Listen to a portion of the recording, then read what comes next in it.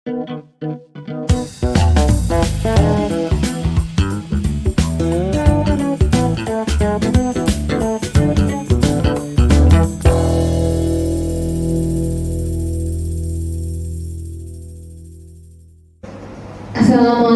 warahmatullahi wabarakatuh.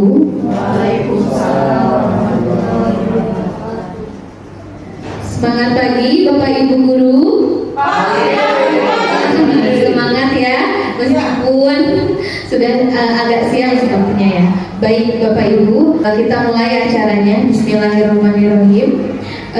Puji syukur kita panjatkan kehadiran Allah Subhanahu wa Ta'ala, yang mana atas berkat rahmatnya kita semua dapat berkumpul dalam acara Diseminasi Budaya Positif CGP Angkatan 8 dari SDN Paningkiran Kota Tasikmalaya, Jawa Barat.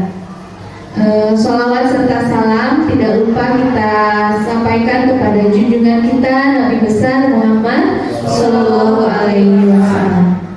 Baik Bapak Ibu yang saya hormati, izinkan saya untuk membacakan susunan acara pada kegiatan diseminasi ini. Yang pertama yaitu pembukaan, kedua doa, ketiga yaitu sambutan, keempat acara inti, lalu kelima nanti ada tanya jawab, yang terakhir penutup. Bapak Ibu, mari kita efektifkan waktu yang ada. Baik, untuk pembacaan doa akan dipimpin oleh Bapak Ipan Kodarus Solihat. Kepadanya disilakan. Terima kasih Bu Gandari atas waktunya. Bapak Ibu, sebelum kita mulai kegiatan diseminasi ini, marilah kita berdoa agar kegiatan diseminasi ini diberikan keberkahan oleh Allah Subhanahu wa Ta'ala dan dijadikan wasilah untuk mendekatkan kita kepada Allah Subhanahu wa Ta'ala. Untuk berdoa, marilah kita sejenak menundukkan kepala dengan membaca surat Al-Fatihah di dalam hati. Berdoa mulai. Bismillahirrahmanirrahim. Ar-Rahman-Rahim, Maliki yaumiddin, iyyaka na'budu wa iyyaka nasta'in, ihdinas siratal mustaqim, siratal ladzina an'amta 'alaihim ghairil maghdubi 'alaihim. Mudah-mudahan kegiatan ini dilancarkan dan diberikan keberkahan oleh Allah Subhanahu wa Ta'ala dan bermanfaat untuk kita semua. Amin ya Allah rabbal alamin. Saya kembalikan kepada moderator. Baik, terima kasih kepada Bapak Ipan yang telah memimpin doa pada kegiatan kita hari ini. Untuk selanjutnya adalah sambutan dari Ibu Kepala SDN Paningkiran kepada Ibu Elis Mulyati MPD. Persilahkan. Bismillahirrahmanirrahim. Assalamualaikum warahmatullahi wabarakatuh. Bapak Ibu yang saya hormati, alhamdulillah, puji dan syukur marilah kita panjatkan kepada Allah Subhanahu wa Ta'ala. Pada hari ini kita bisa berkumpul dalam acara diseminasi budaya positif untuk CGP Angkatan 8 dari SD Negeri Paningkiran Kota Tasikmalaya, dan alhamdulillah semuanya dalam keadaan sehat walafiat ya. Mukadimahnya tadi saya ikut yang pertama saja ya. Bapak Ibu semuanya, mari kita ikuti kegiatan ini tentang diseminasi budaya positif yang pastinya ini akan sangat bermanfaat sekali untuk kita dalam melakukan pembelajaran di dalam kelas ya. Kita manfaatkan ketiga CGP ini, alhamdulillah ya, di SD Paningkiran ini ada 3 CGP. Ini sangat luar biasa sekali. Sekolah lain paling yang ada itu 1 orang ya, 1 orang CGP. Kemudian di Inding itu masih sangat sedikit sekali ya sekolah yang mempunyai CGP. Nah, alhamdulillah untuk di SD Paningkiran ini ada 3 orang CGP. Jadi ini saya sendiri selaku kepala sekolah sangat bangga di sini memiliki 3 CDP.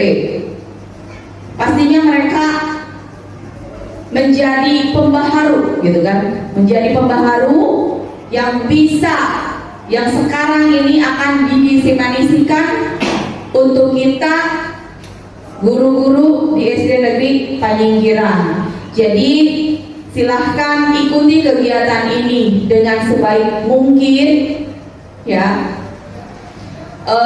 Cerna ya apa yang disampaikan oleh CDP kita dan laksanakan nanti di dalam kelas. Untuk siapa? Untuk kebaikan anak-anak didik kita ya. Rupanya sambutan dari saya dicukupkan sekian. Billahi taufiq wal hidayah. Wassalamualaikum warahmatullahi wabarakatuh.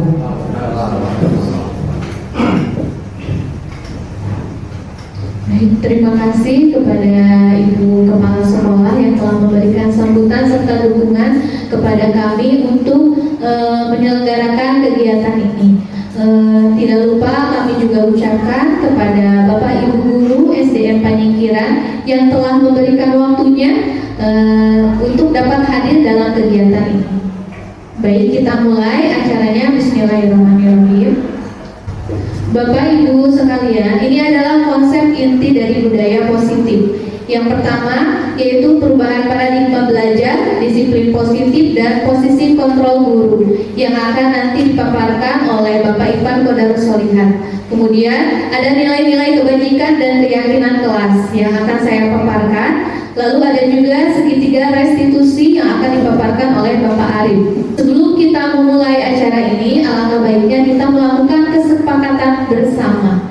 Kesepakatan ini nantinya akan menjadi pedoman kita dalam melakukan kegiatan, sehingga kegiatan ini dapat terlaksana dengan baik dan lancar. Yang pertama, memanfaatkan dan saling berbagi waktu. Kemudian mengangkat tangan apabila ingin berbicara atau berpendapat. Lalu buka hati dan pikiran untuk sama-sama belajar. Bagaimana? Apakah sepakat dengan kesepakatan bersama untuk kegiatan ini? Atau mungkin ada yang ingin ditambahkan, Bapak Ibu? Sudah cukup? Baik, terima kasih. Bapak Ibu, sebelum kita memulai pembelajaran agar lebih semangat, bagaimana kalau kita melakukan ice breaking bersama-sama? Agar lebih semangat ya. Bapak Ibu dimohon untuk berdiri.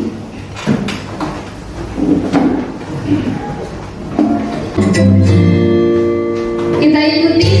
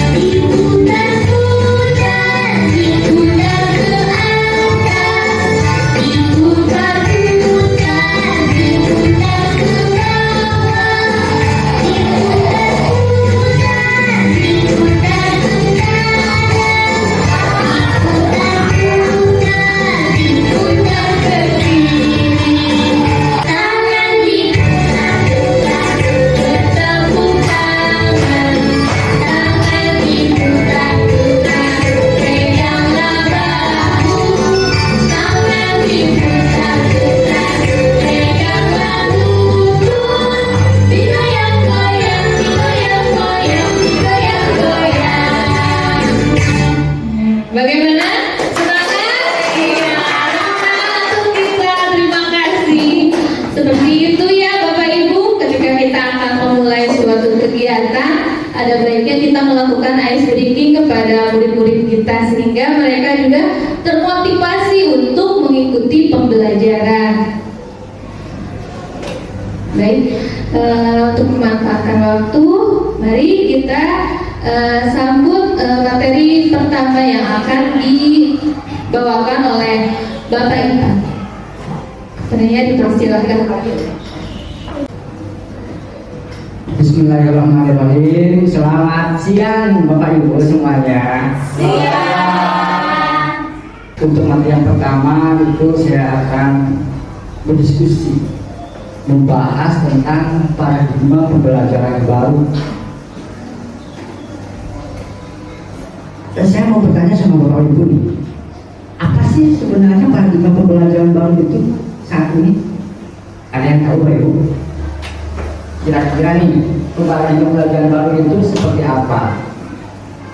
Paradigma pembelajaran baru itu berorientasi pada profil pelajar Pancasila. Nah, sebelum kita membahas pemaparan tentang paradigma pembelajaran baru, ada beberapa pertanyaan teman buat kita semua. Yang pertama, mengapa tanggal 2 Mei dijadikan sebagai Hari Pendidikan Nasional? Kita tahu bahwa tanggal 2 Mei itu merupakan Hari Pendidikan Nasional. Nah, mengapa? Kira-kira mengapa? Lahirnya pendidikan pertama, Pak. Iya, lahirnya pendidikan pertama. Ada lagi? Nah, mengapa tanggal 2 Mei dijadikan sebagai Hari Pendidikan Nasional, Bapak Ibu? Itu sebenarnya akhirnya Bapak Suwardi Siluyaningrat yang disebut Ki Hajar Dewantara. Beliau lahir tanggal 2 Mei tahun 1889. Nah, ketika tahun 1949 beliau diangkat, diberi gelar oleh Insinyur Soekarno menjadi Bapak Pendidikan Indonesia. Mengapa sampai diangkat menjadi Bapak Pendidikan Indonesia? Karena filosofi atau pemikiran-pemikiran beliau itu yang spektakuler dan bahkan dunia. Salah satu yang terkenal dari filosofi pendidikan Ki Hajar Dewantara ini yaitu semboyan atau slogan pendidikan. Ada 3, yaitu Ingat Sosudoro, Imadya Mangunkasan, dan Jumleh Handayani. Di depan, guru harus mampu menjadi suri teladan bagi para peserta didik. Kemudian di tengah-tengah kesibukan apapun, mampu membangun ide-ide atau gagasan untuk peserta didik. Dan yang terakhir, untuk Handayani di belakang, kita sebagai pendidik harus mampu membangun, mendorong semangat dan motivasi peserta didik. Nah, itulah kenapa setiap tanggal 2 Mei itu dijadikan sebagai Hari Pendidikan Nasional. Karena waktu itu merupakan tepatnya akhirnya Bapak Pendidikan di Indonesia itu Ki Hajar Dewantara. Untuk selanjutnya ada pertanyaan pengantin yang kedua, yaitu sejauh manakah pemikiran-pemikiran Ki Hajar Dewantara kita terapkan dalam konsep dan praktek pendidikan? Nah, kalau saya melakukan refleksi diri, sebelum saya mengikuti program pelatihan guru penggerak ini, sepertinya saya pribadi belum memenuhi sepenuhnya pemikiran-pemikiran Ki Hajar Dewantara. Belum sepenuhnya terpenuhi, Bapak. Nah, untuk menjawab pertanyaan ini, tentu saja kita harus tahu apa konsep pendidikan Ki Hajar Dewantara. Menurut Ki Hajar Dewantara, konsep pendidikan itu beliau menjelaskan bahwa pendidikan itu bersifat holistik, di mana murid dan peserta didik itu harus dibentuk menjadi insan manusia secara utuh. Apa yang dibentuknya? Yaitu olah pikir, olah hati, olah rasa, dan olah raga. Melalui proses pembelajaran yang dilakukan oleh siswa dan dalam lingkungan belajar yang menyenangkan. Kalau dilihat dari filosofi pendidikan Ki Hajar Dewantara tentang konsep pendidikan yang telah disebutkan itu sangat, kalau dilihat dari 4 pilar pendidikan dunia yang diusung oleh UNESCO itu sangat relevan. Karena 4 pilar pendidikan UNESCO itu, yang pertama itu learn to know, learn to do, kemudian learn to be, dan learning to live together. Nah, kalau dilihat antara konsep pendidikan berdasarkan Ki Hajar Dewantara dan 4 pilar pendidikan berdasarkan UNESCO itu saya berasumsi setuju tidak kalau selama ini pendidikan kita itu di sekolah itu lebih cenderung kepada pengetahuan dan keterampilan saja. Hal ini setuju tidak? Kebanyakan, jadi mayoritasnya seperti hal itu. Nah, itu sebenarnya asumsi saya. Nanti Bapak Ibu silakan berefleksi sendiri. Nah, sementara itu aspek yang keduanya lagi itu sangat diperlukan karena belum cukup kita menanamkan atau mengembangkan pengetahuan dan keterampilan saja pada peserta didik, Bapak Ibu. Kita sebagai guru, sebagai pendidik perlu mengembangkan dan membentuk karakter. Jadi kita harus mengarahkan peserta didik untuk memberikan pemahaman bahwa mereka itu adalah manusia seutuhnya yang memiliki dimensi individu dan sosial, memiliki akal, memiliki kebebasan, tetapi ada batasan yang dengan memiliki hati nurani. Insya Allah Bapak Ibu, kalau misalnya mereka memiliki hati nurani, terbentuk hati nurani dan dikembangkan dalam diri anak, insya Allah mereka akan tahu mana kebebasan yang bersifat positif dan mana kebebasan yang bersifat negatif. Untuk selanjutnya Bapak Ibu ada pertanyaan pemantik yang ketiga.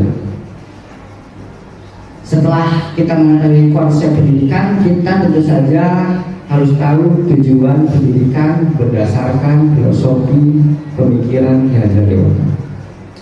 Bapak Ibu, tujuan pendidikan menurut Ki Hajar Dewantara itu adalah memberi tuntunan terhadap segala kekuatan kodrat yang dimiliki anak agar ia mampu mencapai keselamatan dan kebahagiaannya setinggi-tingginya, baik sebagai seorang manusia maupun sebagai anggota masyarakat.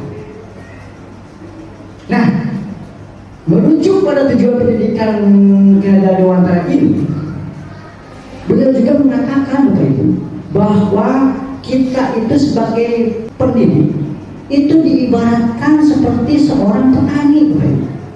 Sementara peserta didik itu diibaratkan sebagai biji benih tanaman. Saya tanya, kalau biji tanaman, biji semangka, kemudian biji padi, kemudian benih padi, kemudian benih jagung, kemudian benih kelapa, itu kira-kira cara pengelolaannya sama tidak? Tidak. Bahkan kalau tanaman itu ada yang musim hujan itu tanaman ini, kalau musim kemarau yang cocok itu tanaman seperti ini. Nah, Bapak Ibu sama juga halnya seperti peserta didik. Peserta didik itu memiliki karakteristik dan kebutuhan yang berbeda-beda. Karena pada hakikatnya mereka itu memiliki kodrat alam. Secara kodrat anak, kira-kira apa sih yang disukai oleh anak? Hal-hal apa yang disukai oleh anak? Kira-kira nih anak suka hal-hal yang seperti yang apa, yang bagaimana? Yang menyenangkan, betul Bapak Ibu. Makanya ketika tadi dalam konsep ini, konsep tujuan pendidikan ini sesuai dengan konsep beliau, itu menciptakan lingkungan belajar yang menyenangkan. Jadi Bapak Ibu, proses menuntun ini,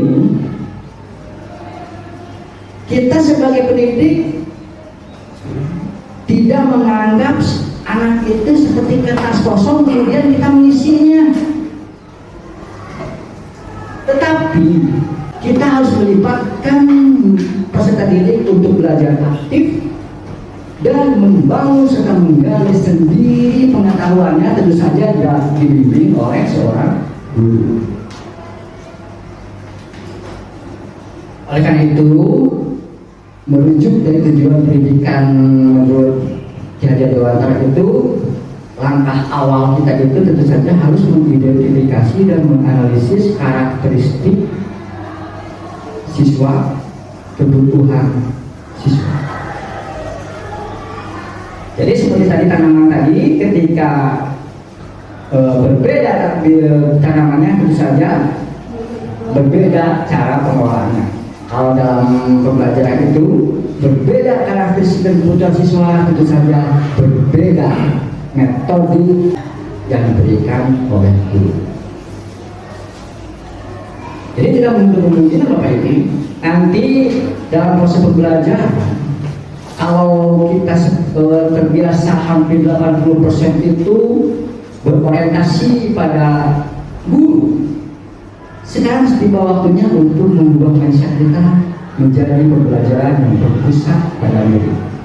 Jadi tidak kemungkinan nanti akan ada, kalau sudah teridentifikasi dan teranalisis karakteristik kebutuhan peserta didik, nanti akan kita dituntut untuk menggunakan metode yang bervariasi, kemudian menyenangkan pembelajaran, untuk menciptakan pembelajaran yang menyenangkan dan menggunakan media yang berbeda-beda. Nah, seperti itu Bapak Ibu, tujuan pendidikan menurut Ki Hajar Dewantara. Untuk selanjutnya, apa relevansi dari filosofi Ki Hajar Dewantara dengan kurikulum saat ini? Kurikulum saat ini yang kita usung itu kurikulum merdeka, yang diusung oleh pemerintah untuk implementasi dalam itu adalah kurikulum merdeka.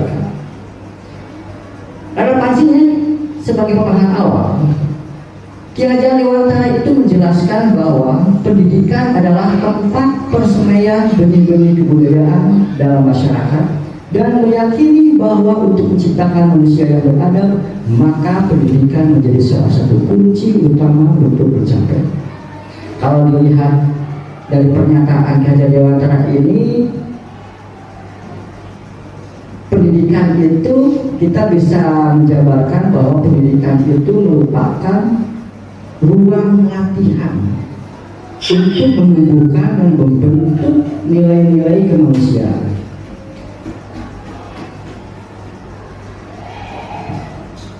Nah, apabila ada program-program sekolah yang menitik beratkan kepada bagaimana cara membentuk dan menumbuhkan nilai-nilai kemanusiaan pada peserta didik yang sejalan dengan nilai-nilai agama dan budaya yang sudah mengkristal pada fase Pancasila sebagai dasar negara kita, sekaligus merupakan panduan pedoman bagi warga negara Indonesia, itu sudah tepat.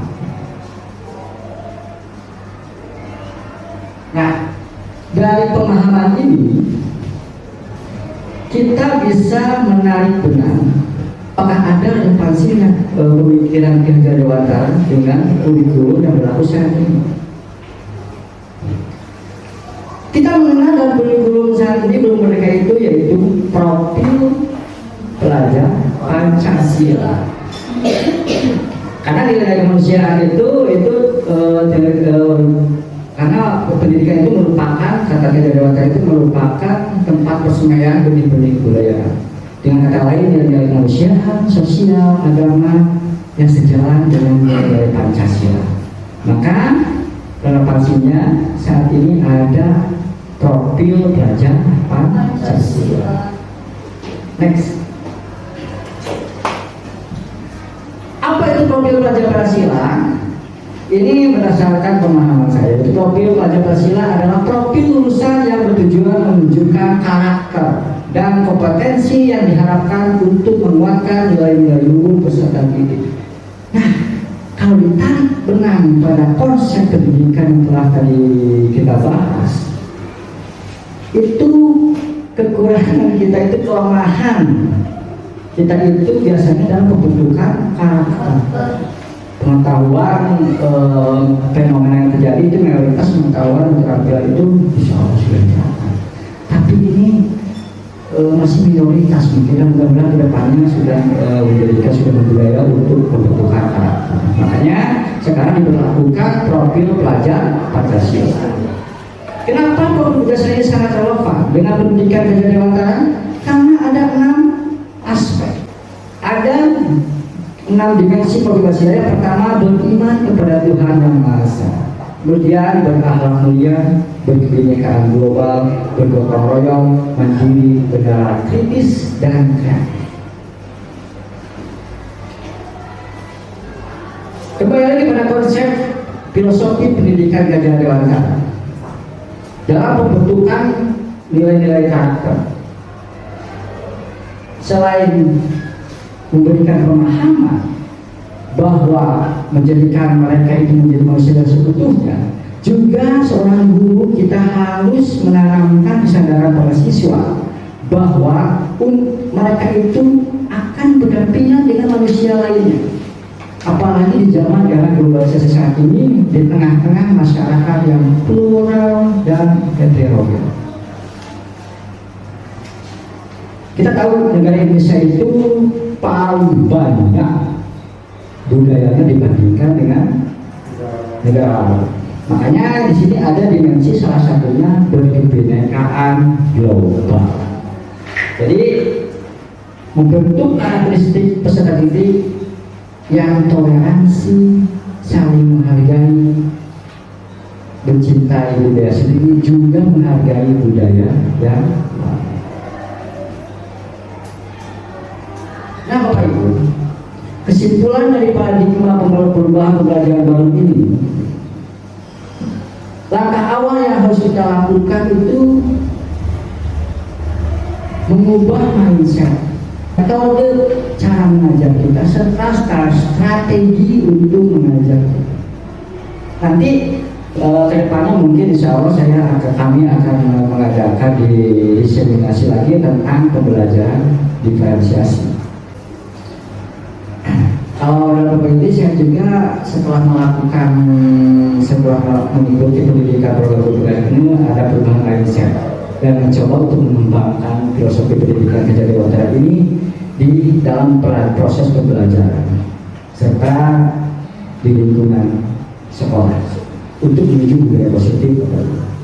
Dan itu marilah kita sama-sama untuk melakukan perubahan paradigma pembelajaran, yaitu fokus pada profil pelajar Pancasila sesuai dengan filosofi pendidikan Gajah Dewantara. Nah, Bapak Ibu, selain paradigma pembelajaran baru, kita tahu bahwa kita seorang pendidik itu selain tugasnya mengajar, Bapak Ibu, tugas kita itu sebagai apa? Saya mengajar sebagai mengajar, mendidik, terus menjadi fasilitator, ya, memfasilitasi pembelajaran, kemudian melatih, membimbing, dan yang tidak kalah penting juga tugas kita yaitu menyelesaikan permasalahan-permasalahan di sekolah, terutama permasalahan yang dihadapi oleh siswa. Oleh karena itu, untuk materi selanjutnya saya akan membahas tentang teori posisi kontrol guru. Yang mana, Bapak Ibu, teori posisi kontrol guru ini digagas oleh Dr. William Glasses dan Bones. Posisi ini bisa digunakan juga bagi orang tua, Bapak Ibu. Inti dari teori posisi kontrol guru ini yaitu posisi-posisi guru untuk menegakkan disiplin positif. Nanti tujuan akhirnya atau sebagai bahan refleksi kita berada dalam posisi kontrol guru seperti apa. Nah, yang pertama Bapak Ibu, yang pertama posisi kontrol guru sebagai penghukum. Seperti apa posisi kontrol guru sebagai penghukum itu? Biasanya guru yang dalam posisi kontrol ini memiliki pemikiran, pola pikir bahwa hanya cara inilah disiplin itu bisa ditegakkan. Bahasa itu tinggi sambil melawak, bahkan misalnya sangat lucu. Nah, bahasanya seperti ini Bapak Ibu. Penghukum itu, guru sebagai penghukum itu. Misalnya ada kesiangan, namanya Adi, datang ke kesiangan. Adi, kamu itu pasti kesiangan tiap hari. Kamu itu tidak berubah-ubah kamu. Setiap hari pasti kesiangan. Itu salah satu bentuk kata bahasa dari seorang guru yang berada dalam posisi kontrol penghukum. Nah, bagaimana konsekuensi logisnya Bapak Ibu? Konsekuensi logis yang akibat dari posisi kontrol guru penghukum ini, siswa akan merasa dendam, memiliki perasaan emosi, bahkan bisa bersikap lebih agresif. Mungkin di SD itu belum ada mungkin ya rasa tadi, tapi kalau di SMA di tingkat ini di SMA itu kalau itu mungkin kita sering mendengar kejadian-kejadian yang ekstrim tentang emosional siswa kepada guru. Itu mungkin itu diakibatkan salah satunya dari guru yang berada dalam posisi kontrol penghukum. Kemudian yang kedua Bapak Ibu, ada posisi kontrol guru sebagai pemberi rasa bersalah. Nah, kalau posisi kedua ini guru itu menggunakan bahasa yang halus, bahasa yang biasa saja, tetapi menciptakan suasana keheningan yang membuat tidak nyaman di sekelilingnya. Contoh, namanya juga pemberi rasa bersalah. Contoh nih, ada seorang siswa yang kesiangan. Ini temannya kesiangan aja, contoh sederhana. Datang, adik kesiangan. Nah, guru sebagai posisi kontrol pemberi rasa bersalah itu bilang begini bahasanya. Adik, kamu itu pasti kesiangan saja. Sepertinya kamu suka ya kalau bapak kecewa. Silakan terus saja kesiangan, biar bapak kecewa pada kamu. Kamu merasa senang kalau bapak itu kecewa, bapak dimarahi oleh kepala sekolah. Nah, itu biasa saja. Tapi kalau dalam istilah bahasa itu menyentuhkan hati, membekas dalam hati. Bahkan menurut riset dan penelitian itu ini posisi kontrol pemberi rasa bersalah ini lebih berbahaya daripada posisi kontrol penghukum.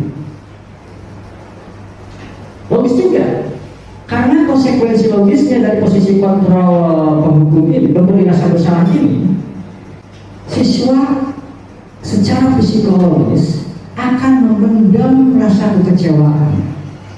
Mereka akan memiliki rasa bersalah, kekecewaan yang tinggi karena tidak bisa membahagiakan gurunya.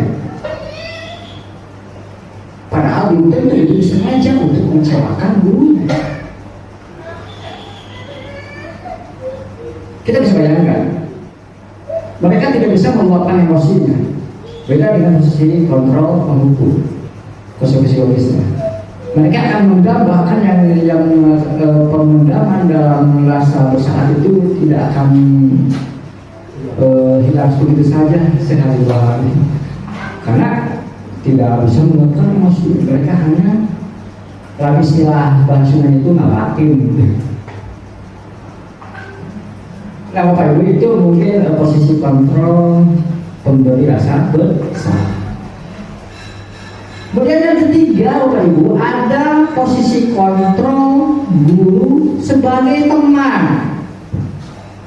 Nah, posisi ini guru itu seolah tidak ada sekat antara murid dan guru. Bahasa juga bersifat persuasif, mengajak pendekatan-pendekatan dengan siswa. Contoh, ada seorang siswa yang kesiangan. Adi, kamu itu bagaimana sih? Kamu itu selalu kesiangan. Tolonglah demi Bapak. Kita kan teman. Oke, sekarang Bapak akan bantu. Ya Bapak, kamu masuk. Tapi nanti bisa nggak demi Bapak nih? Kita bisa nggak hak Adi untuk tidak berkesiangan? Bisa nggak? Tolonglah lakukan demi Bapak. Kata siswa itu, oh siap Pak. Karena merasa dibantu, mereka akan dibantu oleh gurunya. Jadi seolah-olah ada komunikasi yang sangat dekat antara siswa dan guru. Nah, apa konsekuensi logisnya Bapak Ibu dari posisi kontrol sebagai teman? Ada dampak positif dan dampak negatif. Dampak positifnya,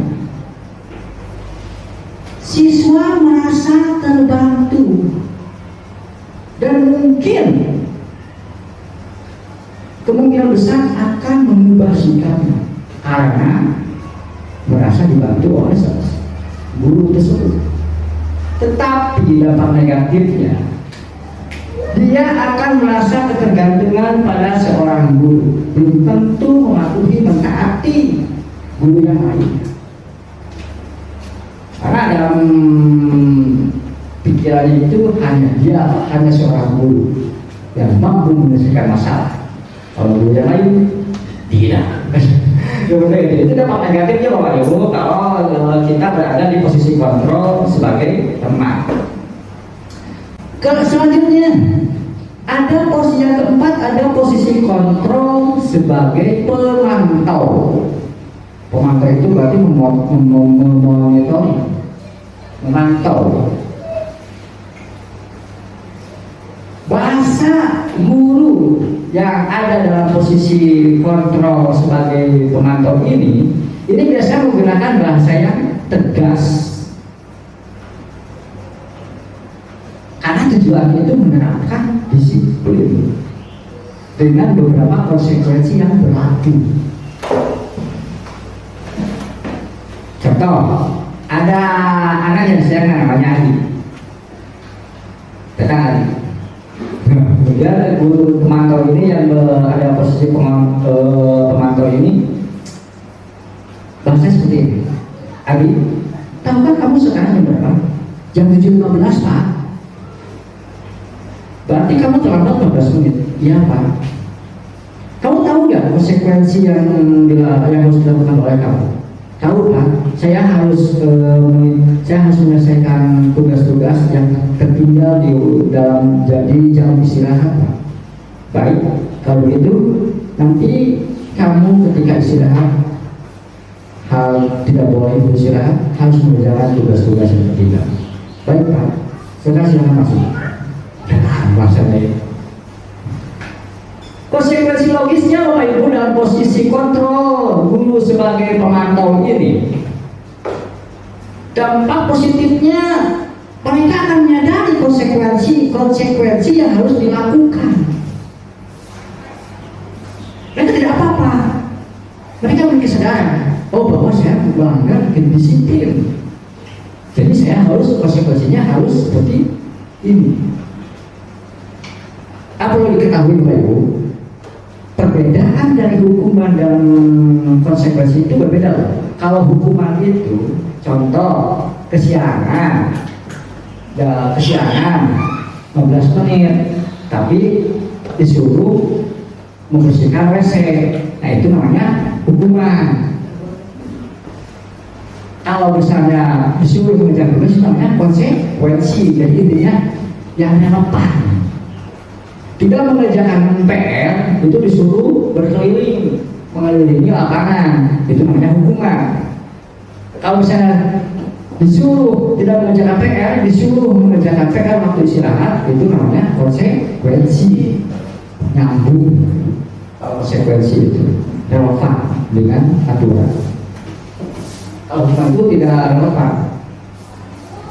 Dampak negatifnya Bapak Ibu untuk posisi kontrol guru sebagai pemantau ini, mereka akan tidak nyaman karena merasa dipisahkan dari temannya. Temannya sudah istirahat, dia harus mengerjakan tugas. Ada rasa ketidaknyamanan. Selanjutnya Bapak Ibu ada posisi kontrol yang terakhir itu sebagai manajer.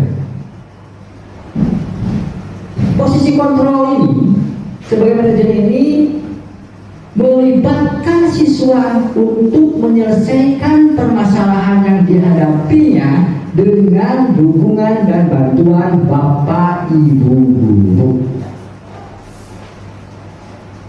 Jadi posisi kontrol manajer ini diharapkan tujuannya itu agar siswa menjadi manajer bagi dirinya sendiri, bisa menyelesaikan permasalahannya sendiri, bisa mengatasi dengan berdiskusi bersama guru.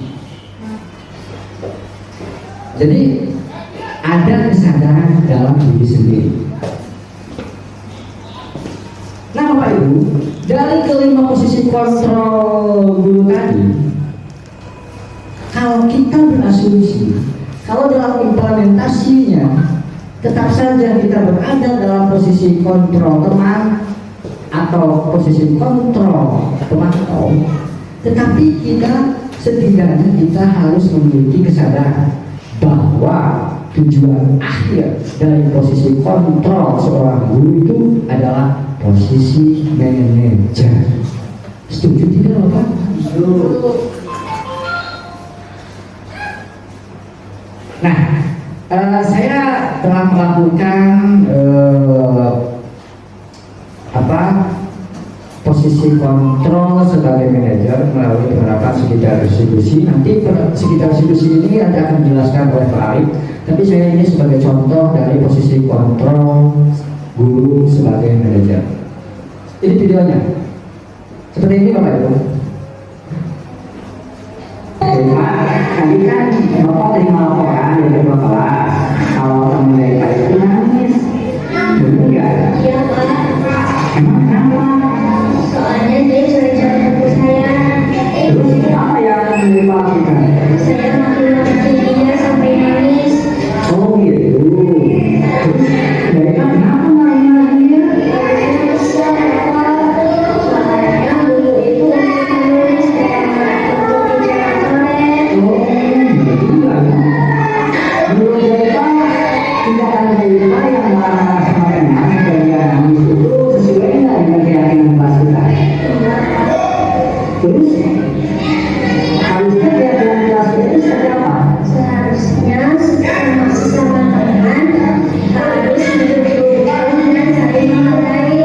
Menurut mereka hidup rukun dan saling menghormati itu penting tidak? Lima, Terus keyakinan apa yang harus kita lakukan pada saat dari kamar?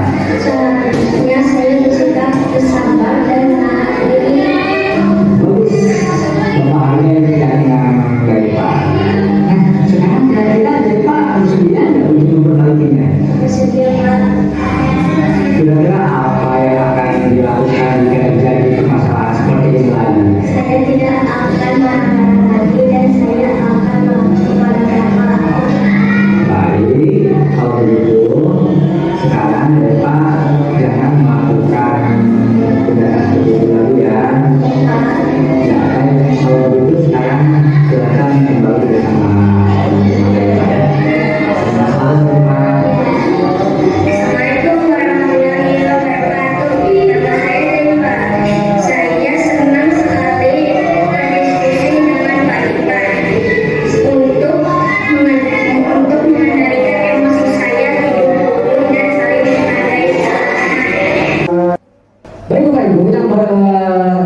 barusan itu adalah video tentang posisi kontrol guru sebagai manajer. Ini ada kasus yang kedua. Jepang datang terlambat ke sekolah sehingga melakukan pelanggaran disiplin sekolah. Jepang tahu tidak Jepang masuk sekolah jam berapa? Jam berapa coba? Sekarang jam 7:16 berarti gimana ini?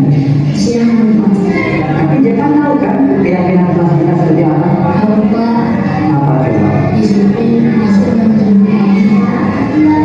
Baik, kalau Jepang tahu berarti Jepang merasa melanggar tidak? Nah, menurut Jepang penting tidak disiplin itu?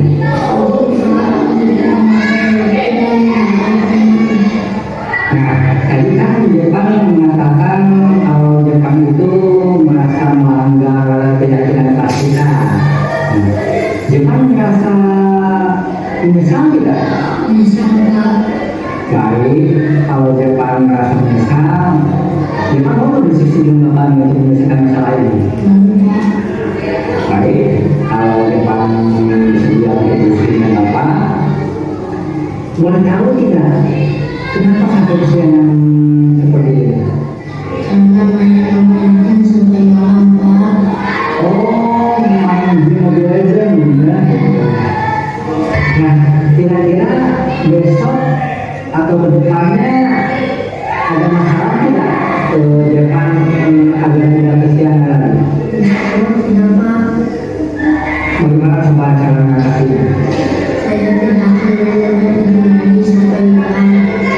Baik, kalau begitu Bapak hargai usaha Jepang untuk membaliknya supaya tidak kesiangan, dan nanti Bapak akan bekerjasama dengan orang tua Jepang untuk mengatasi masalah ini. Dan alhamdulillah Jepang sudah menemukan solusinya agar tidak kesiangan, yaitu tidak bermain novel terlalu malam ya sebagai kesiangan. Kemudian Jepang silakan sekarang Jepang kembali lagi bergabung bersama teman-teman Jepang ya. Terima kasih Pak. Iya, sama-sama. Assalamualaikum, nama saya Irfan. Saya senang sekali berdiskusi dengan Pak Irfan untuk menyelesaikan datang terlambat ke sekolah. Insya Allah saya tidak akan datang terlambat lagi. Assalamualaikum warahmatullahi wabarakatuh. Nah, Bapak itu situasi posisi kontrol guru sebagai manajer. Jadi siswa sendiri yang menyelesaikan, menemukan solusi, tentu saja dengan bimbingan guru, diarahkan oleh guru.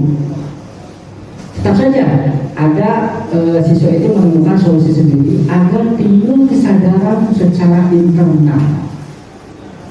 Karena kebanyakan mayoritas itu kesadaran itu ada berasal dari eksternal, dari luar. Seperti itu. Nah, jadi intinya dari teori posisi kontrol guru ini, kita tanamkan dalam diri kita kesadaran bahwa kita sebagai seorang pendidik itu tujuan akhir dari posisi kontrol guru itu adalah posisi kontrol yang mana manajer. Jadi intinya siswa belajar untuk menjadi seorang manajer dalam bagi dirinya sendiri untuk menyelesaikan permasalahan. Itu saja kita sebagai guru memfasilitasinya, mengarahkan, sedang membimbing agar mereka menemukan solusi yang tepat ketika menghadapi permasalahan yang dihadapi oleh. Nah, Bapak Ibu, demikianlah mungkin materi dari saya tentang paradigma pembelajaran baru dan teori posisi kontrol guru. Untuk selanjutnya saya kembalikan kepada moderator. Ibu Lili, Baik, terima kasih kepada Bapak Irfan yang sudah memaparkan sebagai bagian dari konsep-konsep dari nilai budaya positif itu. Bagaimana? Apakah ada pengetahuan baru tentang bagaimana posisi kontrol juga budaya positif harus segera dilaksanakan di sekolah, karena budaya positif ini tentunya tadi fokusnya adalah untuk menciptakan atau mewujudkan karakter yang diharapkan, di mana karakter kita dalam kurikulum Merdeka yaitu pada 6 dimensi profil pelajar Pancasila. Dalam budaya positif ini tujuannya adalah bagaimana cara menanamkan motivasi dalam diri peserta didik. Coba saya ingin tes dulu ya Bapak Ibu. Tadi Pak Ipan sudah menjelaskan tentang hukuman dan konsekuensi. Menurut Bapak Ibu tadi setelah mendengarkan pemaparan dari Pak Ipan, apakah sama antara hukuman dan konsekuensi? Tidak. Bagaimana, masih semangat? Masih semangat? Mencatat 100 kali di dalam buku kalimat "Saya tidak akan terlambat lagi karena terlambat ke sekolah". Hukuman atau konsekuensi? Hukuman? Yakin? Baik, kalau begitu kita lihat jawabannya. Ya, betul, itu adalah hukuman. Bagus. Sekarang yang kedua. Hukuman atau konsekuensi? Lari mengelilingi lapangan basket 2 kali karena terlambat hadir di sekolah. Hukuman. Coba kita tes lagi. Iya, betul, tepuk tangan untuk Bapak Ibu. Berarti tadi menyimak apa yang dipaparkan oleh Pak Ipan. Sekarang, hukuman atau konsekuensi? Menggantikan kertas tugas teman yang telah dicoret-coret. Baik, kita cek kembali ya. Jawabannya adalah iya, betul, konsekuensi. Baik, sekarang lagi. Hukuman atau konsekuensi? Membersihkan tumpahan air di meja tulis karena tersenggol pada saat belajar. Konsekuensi. Kita lihat jawabannya. Ya, betul, konsekuensi. Betul Bapak Ibu, pinter ya. Paham. Sekarang satu lagi. Lari mengelilingi lapangan basket 2 kali karena terlambat 10 menit untuk pelajaran PJOK. Konsekuensi. Coba, konsekuensi atau hukuman? Konsekuensi. Kita cek, jawabannya adalah ya, betul, konsekuensi. Kenapa bukan hukuman? Ada yang bisa? Ya, silakan Bu Cynthia. Assalamualaikum warahmatullahi wabarakatuh. Izin menjawab Ibu. Ya, tadi kenapa kan yang pertama disuruh lari adalah sebuah hukuman karena tidak sesuai dengan pembelajarannya. Nah, sedangkan untuk di pelajaran PJOK tadi merupakan sebuah pembelajaran. Jadi di sini jika saat pembelajaran PJOK anak-anak disuruh berlari, itu kan nyambung ya Bu dengan pembelajarannya, relevan ya Bu ya, relevan dengan pembelajarannya, maka di sini bisa dikatakan dengan konsekuensi, bukan hukuman. Baik, Terima kasih. Iya. Betul sekali. Iya, betul Pak Ipan, betul. Terima kasih. Bagaimana sudah yakin ya apa itu hukuman, apa itu konsekuensi? Sekarang kita tentang nilai-nilai kebajikan. Nilai-nilai kebajikan menurut Dr. William Glasser pada teori kontrol tahun 1984 menyatakan bahwa setiap perbuatan memiliki suatu tujuan, dan selanjutnya Diane Gossen tahun 1998 mengemukakan kembali bahwa dengan mengaitkan nilai-nilai kebajikan yang diyakini seseorang, maka motivasi intrinsiknya akan terbangun sehingga menggerakkan motivasi dari dalam untuk dapat mencapai tujuan mulia yang diinginkan.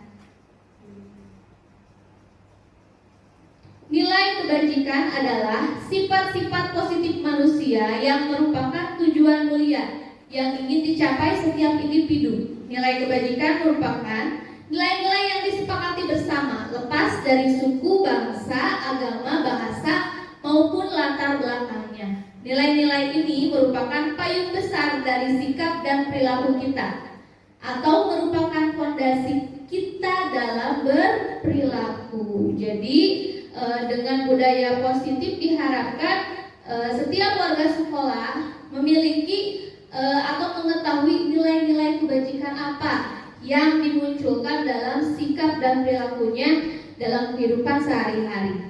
Nah, di sini salah satu nilai kebajikan yaitu dalam profil pelajar Pancasila. Masih ingat nyanyian lagu profil pelajar Pancasila? Masih. Ayo kita nyanyikan sama-sama.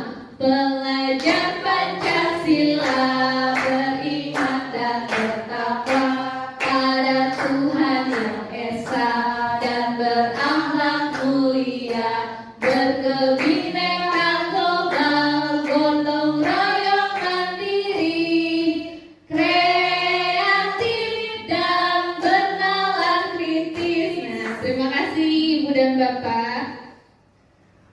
Kita lanjutkan. Ini adalah contoh-contoh nilai kebajikan universal institusi atau organisasi. Ada dengan nilai kebajikan profil pelajar Pancasila, yaitu 6 dimensi yang tadi beriman bertakwa kepada Tuhan Yang Maha Esa dan berakhlak mulia, mandiri, bernalar kritis, berkebinekaan global, bergotong royong, dan kreatif. Kemudian ada juga IBO Primary Years Program PYP Sikap Murid. Itu ada toleransi, ada rasa hormat, integritas, mandiri, menghargai, kemudian antusias, empati, keinginan tahuan, kreativitas, kerjasama, dan lain-lain. Juga ada 9 pilar karakter. Di sini ada cinta Tuhan dengan segenap cintanya, kemandirian, kejujuran, hormat, dermawan, percaya diri, kepemimpinan, baik dan rendah hati, toleransi, kedamaian, dan kesatuan. Nah, sekarang pertanyaannya, mengapa harus keyakinan kelas? Mengapa tidak peraturan kelas saja?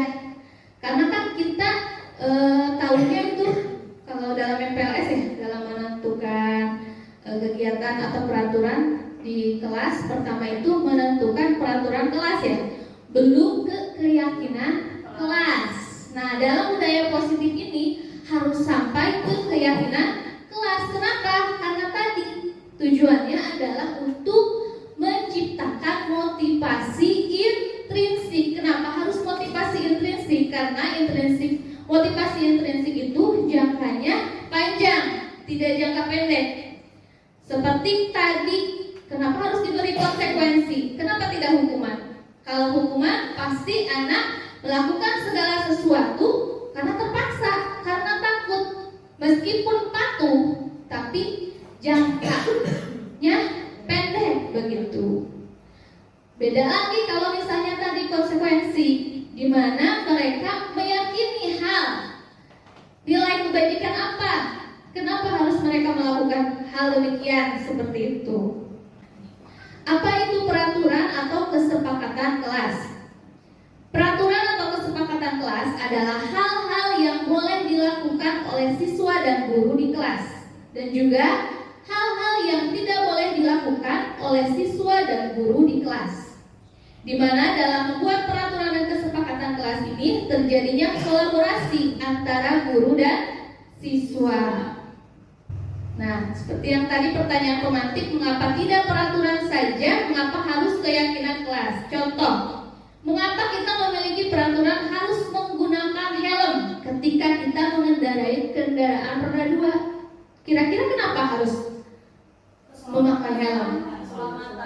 Tidak karena takut ditilang? Yakin? Ya. Ya, ada juga. Nah, keyakinan yang tadi karena apa? Tujuan dari menggunakan helm adalah nilai kebajikannya apa? Untuk keselamatan, seperti itu. Lalu, mengapa kita memiliki peraturan 3M? Menggunakan masker, mencuci tangan, dan menjaga jarak. Kenapa? Kebersihan, kesehatan, ya betul. Lalu mengapa kita memiliki peraturan harus datang tepat waktu pada saat mengikuti pelatihan atau kegiatan? Disiplin, ya betul. Nah, jawabannya adalah untuk mendukung motivasi intrinsik. Kembali ke nilai-nilai atau keyakinan-keyakinan yang lebih menggerakkan seseorang dibandingkan mengikuti serangkaian peraturan. Nah, ini peraturan kelas yang diwarna ungu, lalu tercipta keyakinan kelas, didukung sehingga terjadinya lingkungan positif dan nantinya akan tercipta budaya positif. Nah, coba ibu bapak perhatikan, yang mana yang merupakan keyakinan kelas? Apakah yang sebelah kanan atau sebelah kiri? Keyakinan kelas yang mana? Tadi cluenya adalah keyakinan itu adanya nilai kebajikan atau nilai yang diyakini, bukan hanya peraturan. Yang mana? Sebelah kanan yang mana?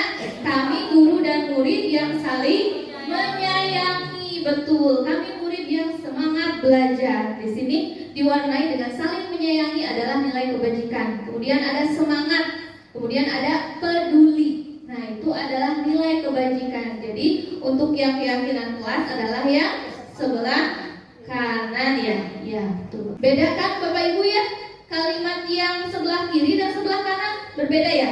Kalau sebelah kiri cenderung ke peraturan saja tanpa memperlihatkan nilai apa yang harus mereka miliki ketika mereka datang tepat waktu. Saya yakin ini sudah paham ya antara peraturan kelas dan keyakinan kelas. Jadi ketika kita membentuk suatu peraturan kelas, kita juga harus memunculkan keyakinan kelas, nilai kebajikan apa yang ingin kita bentuk terhadap sikap atau perilaku tersebut. Bapak Ibu, saya ingin tanya dulu. Biasanya Bapak Ibu ketika meminta anak-anak untuk membuat peraturan kelas, contoh kalimatnya satu aja. Contohnya apa? Peraturan kelasnya. Misal, iya, jangan membuang sampah di kelas. Nah, seperti itu ya. Nah, dalam membuat peraturan kelas, di sini kita harus mengubah kalimat negatif tersebut menjadi kalimat positif. Contoh kalimat negatif, jangan berlari di kelas atau koridor. Di sini kalimat negatif yang menunjukkan ini negatif ada kata jangan. Nah, kita rubah kalimat positifnya menjadi berjalanlah di kelas atau koridor. Kan jangan berlari berarti harus berjalan. Begitu. Jadi kita ubah kalimat negatif menjadi kalimat positif. Nah, dalam membuat keyakinan kelas, yang pertama tadi kita merubah peraturan kelas menjadi keyakinan kelas yang memiliki nilai-nilai kebajikan universal. Lalu yang kedua, kita rubah kalimat negatifnya menjadi kalimat positif. Nah, sekarang bagaimana cara membuat keyakinan kelas? Yang pertama, mempersilahkan murid untuk bercurah pendapat mengenai peraturan yang perlu disepakati. Lalu mencatat semua masukan murid di papan tulis atau kertas besar. Lalu kita nanti susun keyakinan kelas dengan mengganti kalimat negatif. Tinjau kembali hasil curah pendapat, ajak murid untuk menemukan nilai kebajikan apa yang terkandung dalam keyakinan tersebut. Lalu nanti beberapa peraturan disatukan ke dalam sebuah keyakinan. Selanjutnya semua warga kelas meninjau ulang, menyetujui dan menandatangani kesepakatan atau keyakinan yang telah dibuat bersama-sama. Nanti hasilnya diletakkan, disimpan di tempat yang mudah terlihat. Nah, bagaimana tentang nilai kebajikan, kesepakatan dan keyakinan kelas? Apakah ada yang ingin ditanyakan? Bapak Ibu, apakah sudah cukup paham? Coba, bagaimana kalau sekarang kita buat sama-sama membuat kesepakatan kelas. Yang pertama kita buat 10 peraturan atau kesepakatan kelas.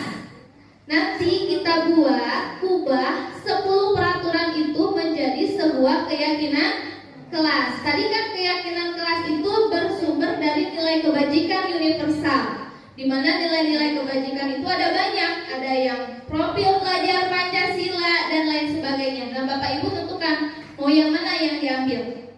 Bagaimana, siap? Siap. Baik, saya akan bagi dua kelompok. Ya Bapak Ibu ya.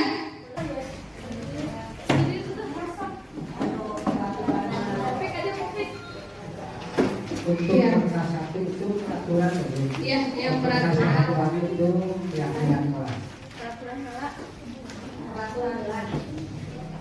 Jadi cari dulu 10 peraturan. 10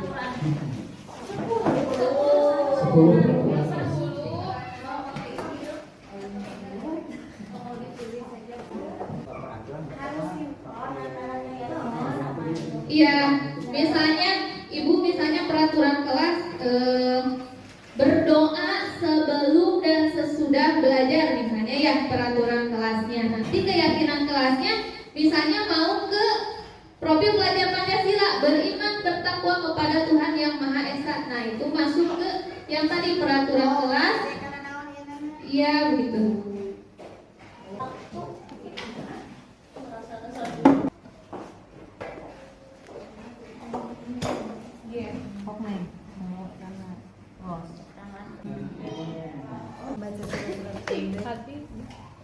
Berani tampil memimpin pemanasan. Tapi olahraga. Nanti deh teh.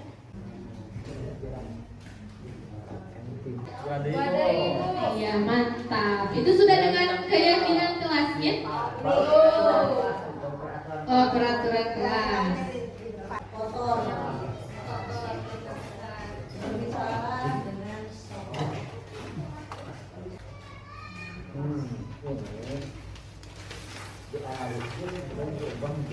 Pak Opik boleh dipajang apabila sudah selesai di papan tulis.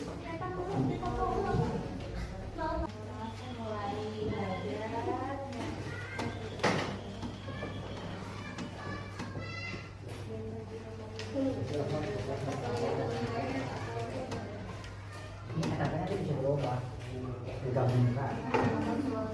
Pak yang sama itu.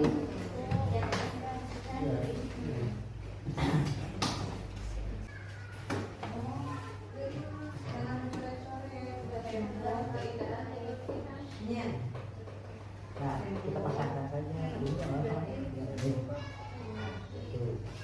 ini Pak, kan gitu ya. Nanti yang sama kira-kira.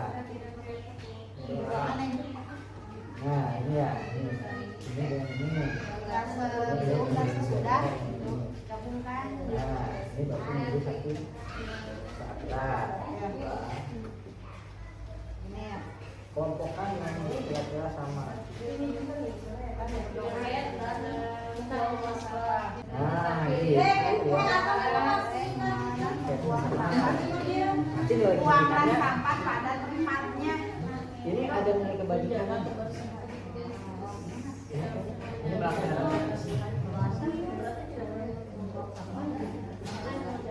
Nah, ini ditanamkan nilai-nilai ada kata-kata nilai-nilai keyakinan tambahan tambahan. Ini nilai-nilai apa?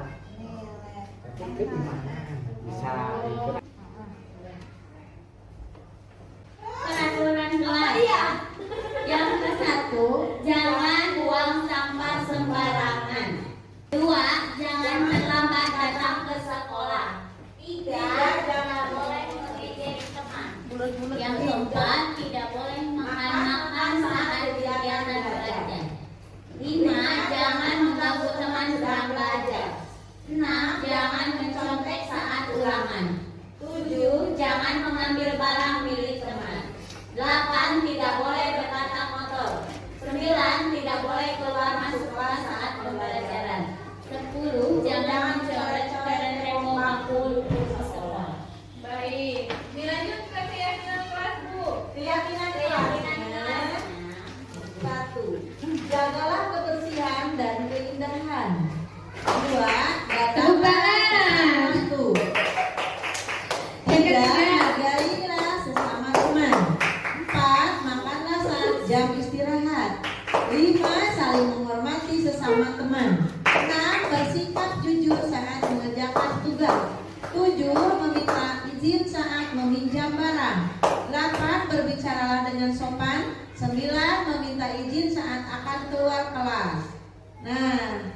Jadi keyakinan kelas di sini nilai kedisiplinan disiplin nomor 1, poin 2, poin 4, poin 7 dan poin 9. Iya, bagus. Iya, tepuk tangan. Lalu ada juga Ada kerukunan. nilai kerukunan. Nilai kerukunannya poin 3 yaitu hargailah sama teman, dan kerukunan poin 5 yaitu saling menghormati sesama teman. Iya, betul. Lalu ada lagi nilai kebajikannya. Nilai kebajikan, kebersihan dan keindahan yaitu poin 1, jagalah kebersihan dan keindahan. Iya, lalu lanjut Bu.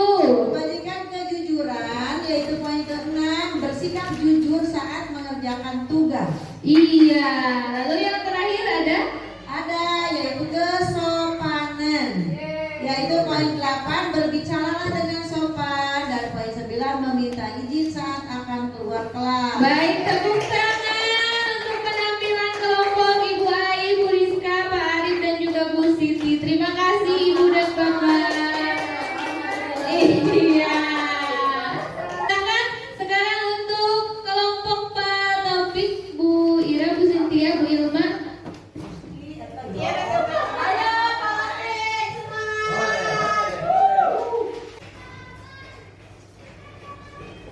Yang pertama tadi kita sudah membuat peraturan kelas, lalu kita membuat keyakinan kelas. Iya.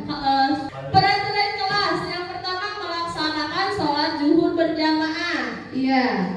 Lalu yang kedua melaksanakan sholat duha setiap hari Selasa sampai hari Jumat. Iya. Yang ketiga membaca doa dan surat-surat pendek sebelum pembelajaran dimulai. Lalu Betul. yang keempat berdoa setelah selesai pembelajaran.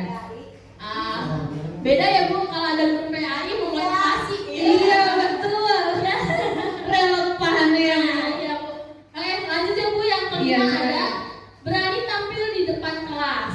Lalu yang keenam ada melaksanakan piket kelas. Iya. Lalu yang ketujuh ada kelima, keenam, ketujuh, mohon maaf Ibu. Iya. Tidak boleh membuang sampah di kelas. Lalu tidak tidak mencontek saat kegiatan ulangan. Iya. Lalu tidak berisik ketika belajar. Tidak boleh mengejek orang tua. Iya, betul. Tepuk tangan untuk kelompok 2. Untuk Baik, silakan dilanjut. Dilanjut. untuk keyakinan kelas akan disampaikan oleh Ibu Ira. Iya. Keyakinan kelas ada yang pertama meningkatkan keimanan dan dengan melaksanakan sholat duha dan zuhur, berjamaah, berdoa, membaca surat-surat sebelum dan sesudah pembelajaran. Itu berkaitan dengan peraturan kelas yang pertama. Iya, betul, bagus. Selanjutnya, tepuk tangan. Yang kedua, menumbuhkan rasa peduli terhadap lingkungan sekolah. Iya. Dan sampainya Betul. dengan melaksanakan piket kelas, tidak boleh membuang sampah di kelas. Betul. Jadi untuk keyakinan kelas yang itu terdiri dari 2 peraturan Iya. kelas ya. Iya, bagus. Yang ketiga, menumbuhkan rasa menghormati dan menghargai sesama warga sekolah. Iya. Lalu Yang keempat, menanamkan nilai kejujuran sejak dini. betul sekali. Yang kelima, menumbuhkan rasa percaya terhadap diri sendiri. Tepuk tangan untuk kelompok 2. Terima kasih. Terima kasih Ibu. Mungkin itu yang akan kami sampaikan. Iya. Assalamualaikum warahmatullahi wabarakatuh. Waalaikumsalam warahmatullahi wabarakatuh. Baik, Bapak Ibu bagaimana? Sudah paham ya tentang membuat keyakinan kelas ya? Berbeda antara peraturan kelas, kesepakatan kelas dengan keyakinan kelas. Bagaimana untuk di kelas? Apakah akan diterapkan setelah ini? Iya, bagus sekali. Terima kasih. Bapak Ibu, setelah tadi kegiatan beberapa konsep dari nilai budaya positif sudah diutarakan oleh Bapak IPA, kemudian saya Yulian Dari, dan sekarang ada konsep yang terakhir yaitu tentang segitiga restitusi yang akan disampaikan oleh Bapak Arif. Kepadanya silakan. Selamat pagi. Ya, walaupun kondisi sudah siang, tapi semangatnya masih semangat. Pagi. Terima kasih. Ya. Di sini kita akan memaparkan tentang segitiga restitusi. Segitiga restitusi itu adalah proses. Ya, segitiga restitusi itu adalah proses yang dilakukan untuk menstabilkan anak, ya, untuk tentang suatu kesalahan yang dilakukan anak.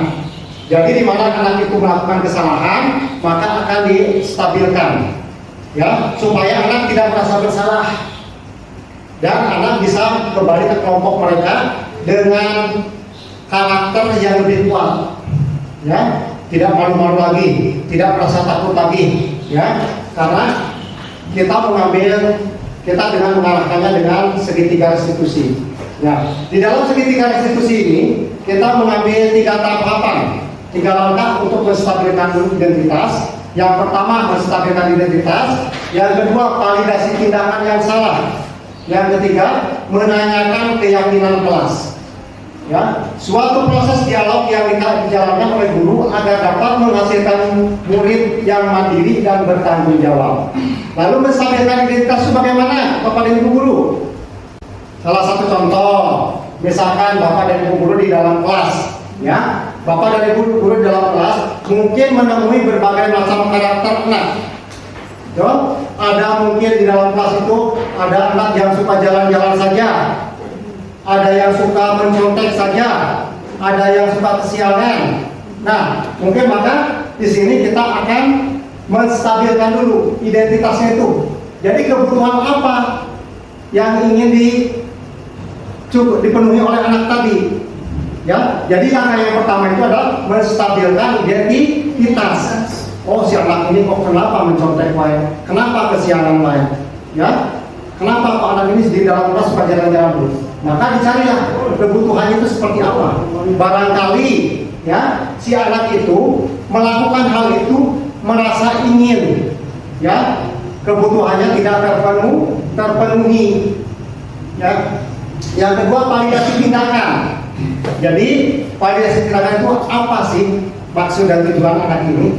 Apakah ingin diperhatikan? Apakah ingin diperhatikan oleh teman? Kok bisa mengganggu seperti itu? Kok bisa mencontek seperti itu? Maka di sini kita akan mencari solusi-solusinya, ya, supaya anak itu merasa bertanggung jawab tentang kesalahannya. Nah, berdasarkan prinsip setiap perilaku berupaya memenuhi suatu kebutuhan tertentu. Ya, di sini adalah validasi tindakan yang salah. Ya, kamu pasti punya alasan mengapa melakukan hal itu. Ini adalah nanti ada pertanyaan antara siswa dengan guru, ada dialog dengan siswa dengan guru. Seorang guru itu menanyakan, kamu pasti ya tahu alasan mengapa kamu kok seperti itu, mengapa kamu kok di kelas kamu diam. Ya, nanti di sini cari alasannya digali. Selanjutnya, padahal kamu bisa melakukannya yang lebih buruk dari ini ya. Kamu patut bangga karena telah melindungi sesuai dengan penting buat kamu. Kamu melakukannya karena mempertahankan sesuatu yang penting bagi kamu. Itu adalah sebagai pertanyaan-pertanyaan untuk menggali, ya, untuk mencari informasi bagi peserta didik yang melakukan kesalahan tadi, ya, dengan validasi tindakan. Selanjutnya, ya, menyatakan keyakinan kelas berdasarkan prinsip teori kontrol bahwa pada dasarnya kita termotivasi secara intrinsik, ya. Apakah keyakinan kelas kita? Jadi kita menyatakan setelah keyakinan yang ada dibuat, ya, keyakinan kelas dibuat, apabila anak melanggar, maka kita wajib menanyakannya. Jadi keyakinan yang mana yang kalian langgar itu? Lalu bagaimana solusinya? Ya, nah, menurutmu bagaimana gambaran sebuah kelas? Ya, sebuah kelas yang ideal. Kamu ingin menjadi orang seperti apa? Ya, itu adalah pertanyaan-pertanyaan yang digali dari diri siswa setelah melakukan kesalahan. Oke, Bapak dan Ibu guru, ya, mungkin di sini sudah sedikit paham tentang pembuatan segitiga restitusi. Maka, ya, di sini coba mungkin Bapak dan Ibu guru, ya, di dalam kelas menemukan kejadian-kejadian seperti Asep tadi, bahkan ada yang lain, ya, seperti mungkin anak yang suka mencontek atau itu, maka silakan ibu praktekkan dan membuat kelompok. Yang satu berperan sebagai seorang guru dan yang satu berperan sebagai siswanya. Maka kita terapkan dengan penerapan segitiga restitusi ini dengan menggunakan 3 segitiga restitusi. Yang pertama tadi memvalidasi tindakan, ya, terus menanyakan identitas, dan apa yang ketiga, ya, menanyakan keyakinan kelas, ya. Jadi kita gunakan segitiga restitusi. Silakan Bapak dan Ibu membentuk dan mempraktekkan segitiga restitusi. Yang pertama berperan sebagai guru dan yang satu berperan sebagai siswanya. Mangga silakan. Silakan, mau sama siapa? Gurunya siapa? Baik. Bagaimana kasusnya? Kasusnya ini sudah nakal. Ini kan siapa? Ini maksudnya apa? Toko teman.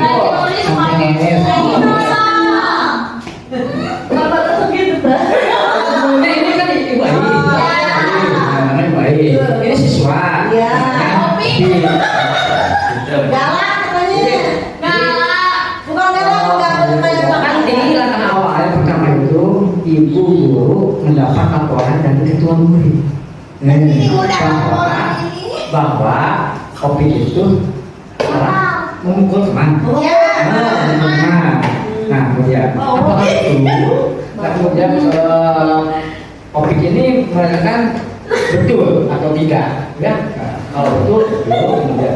Nah, setelah itu kemudian ibu guru tidak mendoktrin untuk mengambil identitas yang salah, menanyakan alasan. Memang kenapa? Gitu. Nah, setelah ada alasan, itu alasannya karena misalnya dia yang mukul duluan, gitu. Ya, gitu ya. Nah, setelah itu validasi, ya. Apakah benar memukul itu karena sudah ada validasi, kemudian menanyakan keyakinan kelas.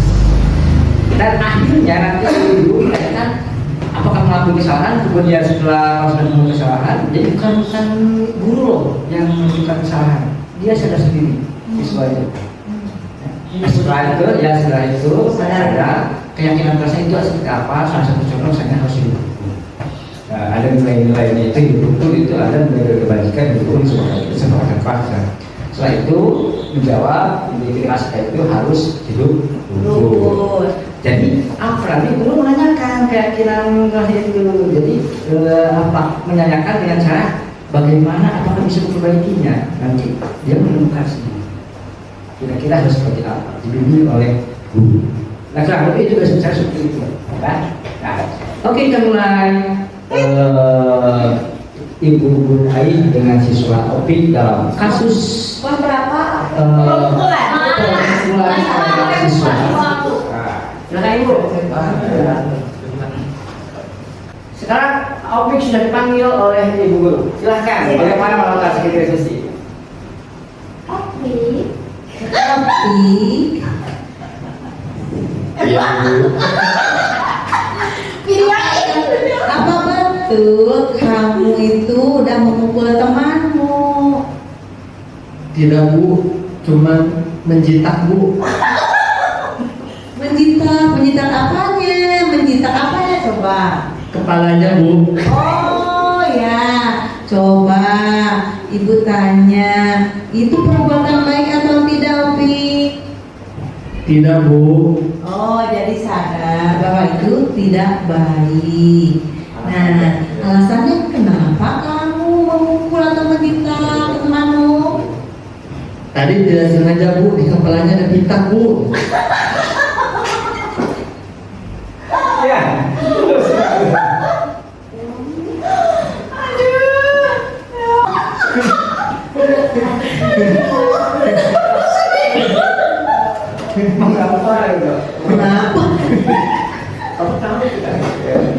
Mengapa harus dijitak? Kamu tahu nggak itu perbuatan yang bagus atau tidak? Tidak, Bu. Ya, coba keyakinan kalian seperti apa? Harus hidup rukun, Bu. Ya, harus hidup rukun. Nah, coba sekarang ibu tanya. Tadi Opik Nurita itu merasa bersalah atau tidak? Iya, Bu, merasa bersalah. Mau mengulanginya lagi? Tidak, Bu. Ya, bagaimana sekarang? Apakah Opik mau mengulang lagi atau mau rasa menyesal? Kemudian kedepannya bagaimana coba? Iya, Bu, saya merasa bersalah dan tidak akan mulai lagi nanti. Pinter. Nah, untuk sekarang Opik harus minta maaf pada teman yang tadi dijitak-jitak itu ya. Iya, Bu. Ya. Kemudian kembali ke Sekarang Opik minta maaf pada orang yang dijitak tadi, terus bergabung kembali sama teman-teman. Halo teman-teman. Halo. Katanya Opik sekarang merasa Bersalah. Mau minta? Mau minta maaf. Mau memaafkan?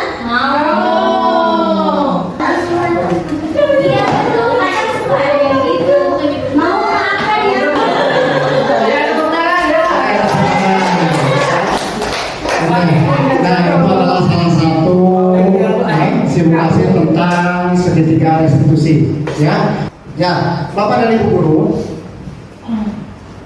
ada yang ditanyakan tentang segitiga restitusi atau mungkin tentang budaya positif, ya? Maka ada? Oke. Kalau tidak ada, itu yang pertama dikasih satu tentang anak mencipta. Sekarang coba, apakah di dalam kelas, ya, di dalam kelas ibu, apakah ada dari 30 siswa ibu yang ibu hadapi di dalam kelas itu ada anak yang suka mencontek? Ada. Ada. Nah, bagaimana cara mengatasi dan bagaimana cara mencari solusinya? Silahkan. Satu orang lagi menjadi bapak dan ibu guru, satu orang lagi menjadi siswanya. Silahkan, mana? Bu Irma sama saya. Silahkan, Bu Irma sama Ibu Sintia. Siapa yang menjadi gurunya? Silahkan, Bu Irma. Silakan. Silakan.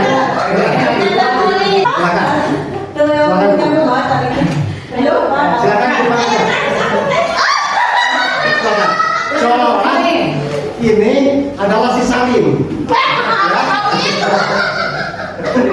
Bagaimana seorang ibu mengatasi siswa seperti ini? Silakan. Yang pertama identitas dulu, ini distabilkan dulu. Ya. Halo. Ini siapa namanya? Cynthia, Ibu.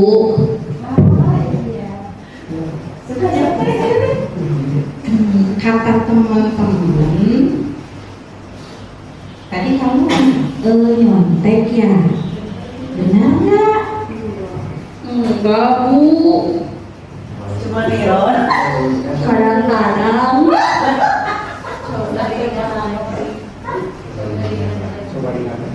Coba diingat lagi apa keyakinan.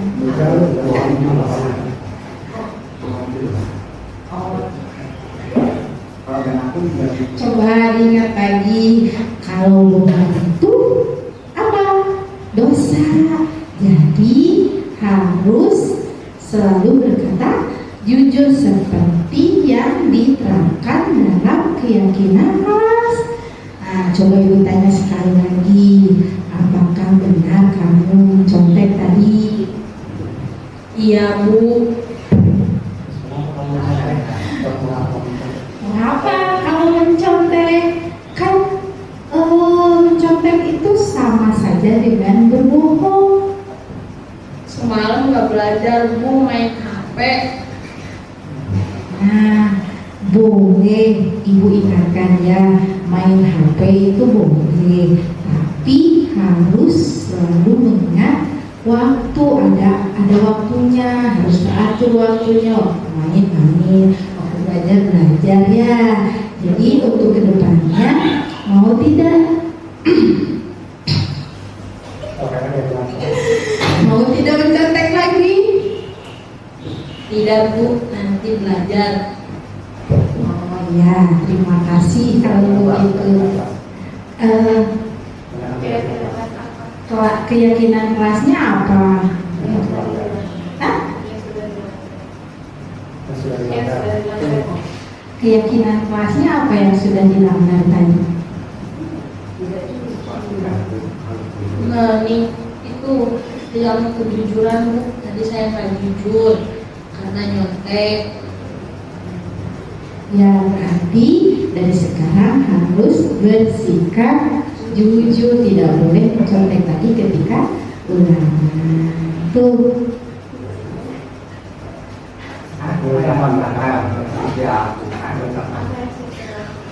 Untuk berbagi. Apa coba yang harus kamu lakukan untuk memperbaikinya? Belajar, nggak main HP terus Bu. Berjanji? Janji. Terima kasih. Silakan kamu gabung. Oh, silakan sekarang silakan kamu kembali ke kelas, teman-teman lagi ya. Ya Bu, terima kasih.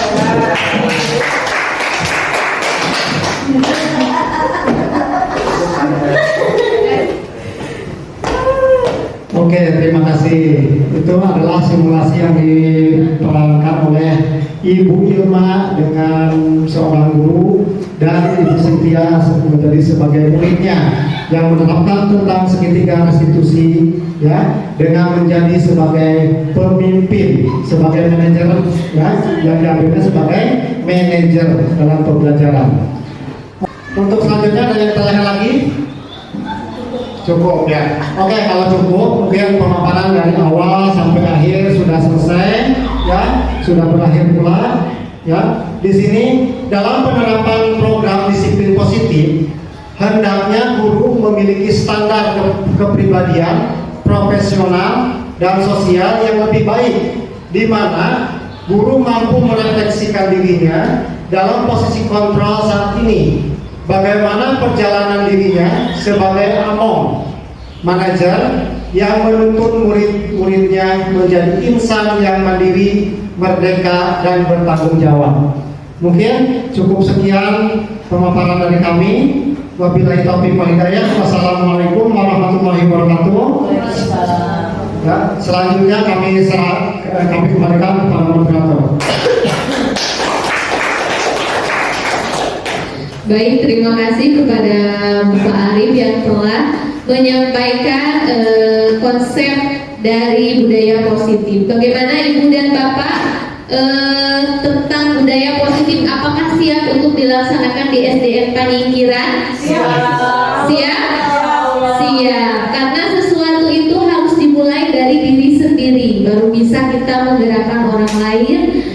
Ya begitu. Baik. Tadi apakah ada yang ingin ditanyakan? Sudah cukup? Sudah? Baik, terima kasih. Baik, mari kita tutup acara ini dengan bacaan hamdalah bersama-sama ya. Alhamdulillahirabbil alamin. Semoga apa yang kita dapat pada hari ini bermanfaat untuk kita, baik untuk di dunia maupun di akhirat. Amin ya rabbal alamin. Khususnya berguna untuk semua warga yang ada di SDN Paningkiran. Amin. Baik, cukup sekian dari kami. Billahi taufiq wal hidayah. Wassalamualaikum warahmatullahi wabarakatuh.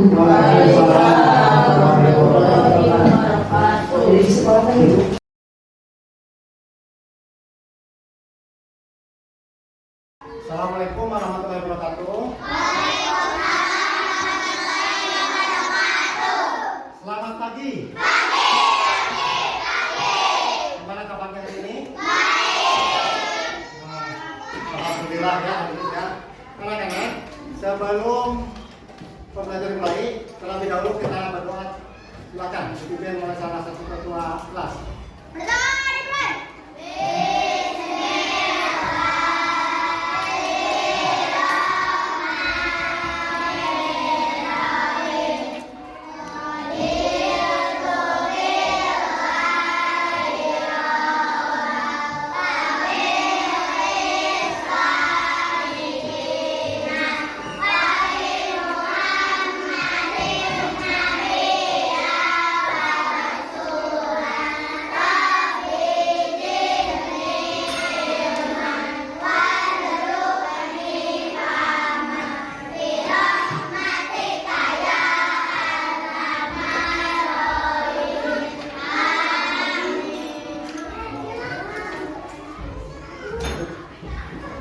Alhamdulillah ya anak-anak, hari ini sehat semua? Sehat. Tepuk semangat.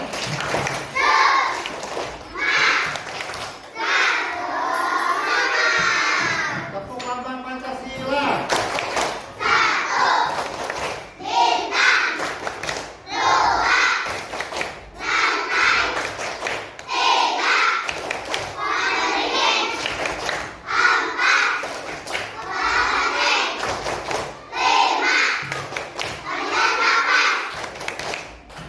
Oke, semangat sekali ya.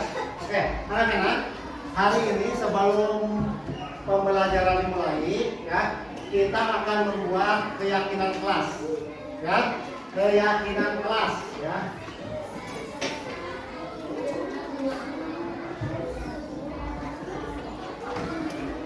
Nah, apa itu keyakinan kelas? Ada yang tahu? Kalau peraturan ada yang tahu? Apa itu peraturan? Ya? Apa? Ya, peraturan itu adalah sesuatu ya yang harus dilakukan. Cuma yang dibuat oleh sekolah. Peraturan ya peraturan sekolah. Jadi peraturan yang sudah dibuat oleh sekolah. Lalu apa bedanya dengan keyakinan kelas? Apa keyakinan kelas? Tahu enggak? Ada bedanya enggak? Nah, kalau keyakinan kelas, ya hari ini kita akan membuat kesepakatan, ya kesepakatan yang dibuat oleh kelas 3 yang mengandung nilai-nilai positif, ya. Nah, ada yang tahu nggak? Coba berikan contoh. Coba berikan contoh peraturan sekolah.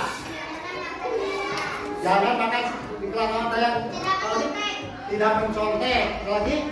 Tidak main bola di kelas. Tidak main bola di kelas. Pak? Tidak boleh buang sampah sembarangan. Ya, jangan membuang sampah sembarangan. Nah, kalau itu adalah peraturan sekolah menggunakan jangan membuang sampah, jangan makan di kelas. Nah, kan?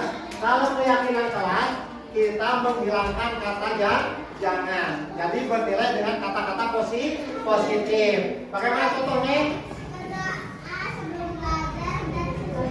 Boleh berdoa sudah belajar dan sebelum belajar. Ya, sebelum belajar dan sudah belajar kita doa terlebih dahulu. Berarti itu mencontohkan silakan apa? Disiplin. Contohnya nilai datang tepat waktu, ya. Nah, itu juga menceritakan adalah keyakinan adalah mengandung nilai-nilai positif. Nah, anak-anak sekalian, hari ini Bapak bagikan. Coba, ada yang sudah mendapatkan kertas ini? Berwarna apa? Ya, berwarna hijau. Coba di sini kalian membuat atau menuliskan kesepakatan keyakinan kelas apa saja yang kalian inginkan. Di kelas kita itu ingin menciptakan suasana kelas seperti apa, ya? Nah, silakan sekarang isikan di dalam kertas ini, ditulis berdasarkan keyakinan kelas. Kalian menginginkan keyakinan kelas seperti apa? Ingin menciptakan suasana kelas seperti apa di sini, ya? Di ruang kelas kita itu seperti apa? Nah, coba tunjukkan kertas yang mana ini, ada? Ada. Kalian mendapatkan 2? Ada yang mana ini? Ada. Nah, di sini ada kertas hijau. Tunjukkan. Nah, di sini coba kalian tuliskan apa saja yang kalian inginkan di dalam ya membuat keyakinan kelas. Bisa dimengerti? Bisa? Silahkan kalian tulis. Nanti kalau sudah ditulis kita tempelkan di sini. Ya, kita tempelkan. Nanti kita pilih berdasarkan keyakinan. Ya, silakan. Kalian tulis dulu. Ya, kalian tulis dulu di warna kertas hijau. Silakan disusun keyakinan kelasnya.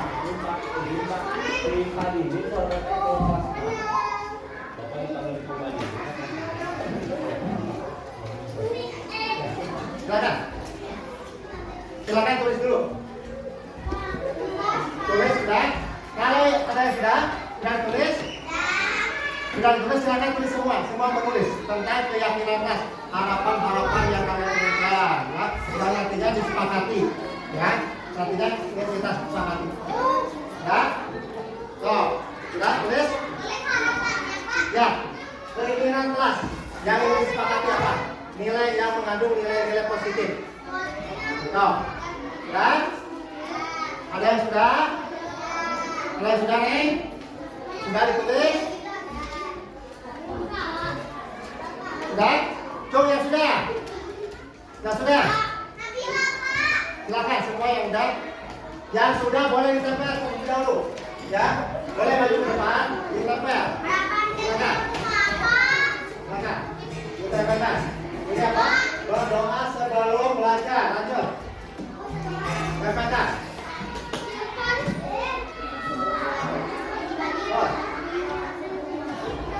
Bapak tulis harapan ke Pak.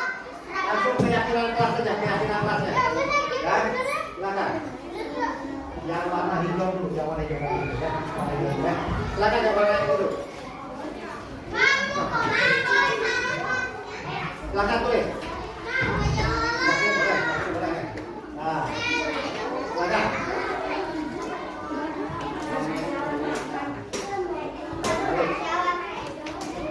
Stop.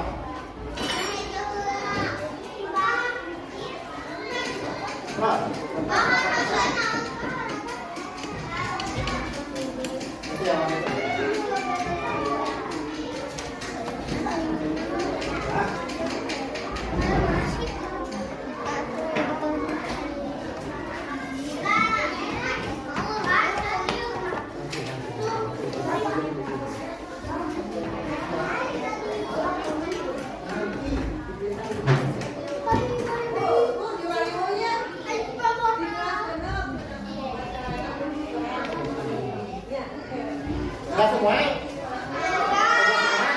Yang belum siapa? Silakan. Silakan yang belum.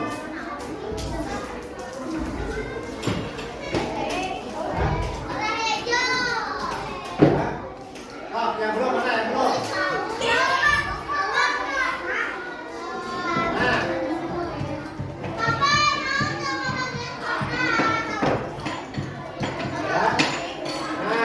Sudah semua ya? Nah, ada yang bisa coba salah satu anak ke depan. Salah satu anak ke depan.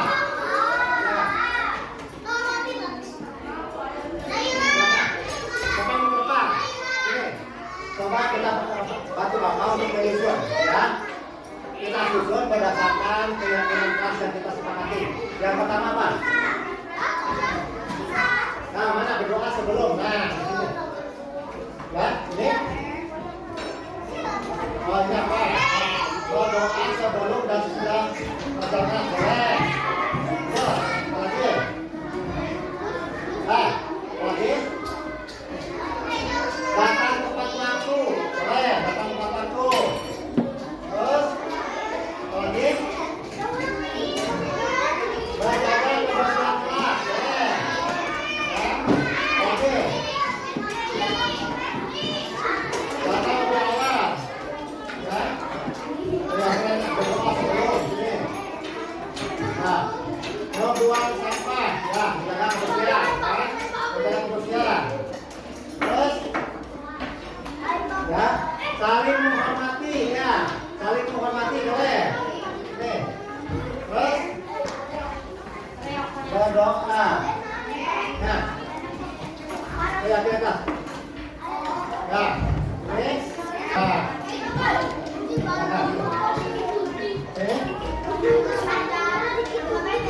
Ya, jangan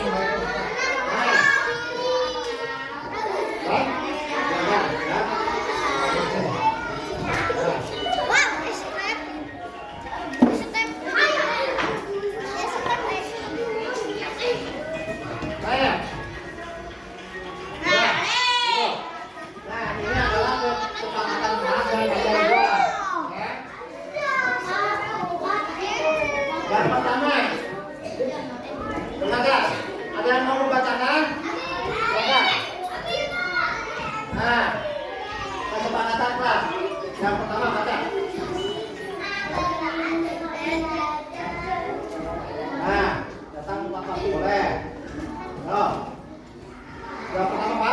datang tepat waktu. Berarti nilai yang ini apa? Disiplin. Ya, disiplin ya. Disiplin. Yang kedua apa? Ya, berdoa sebelum dan sesudah belajar. Berarti nilai ya, mengandung nilai Positif. nilai positifnya apa?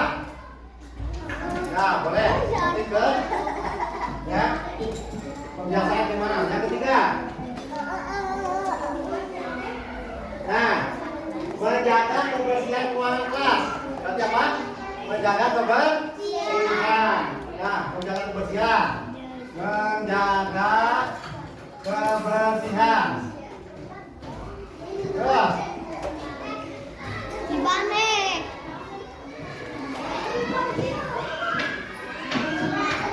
Oke. Ya. Oh. Ya.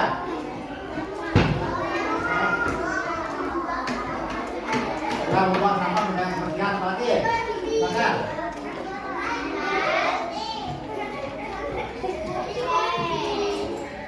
Oke. Oh, makan. Nah, silakan sudah. Oke. Silakan. Ya.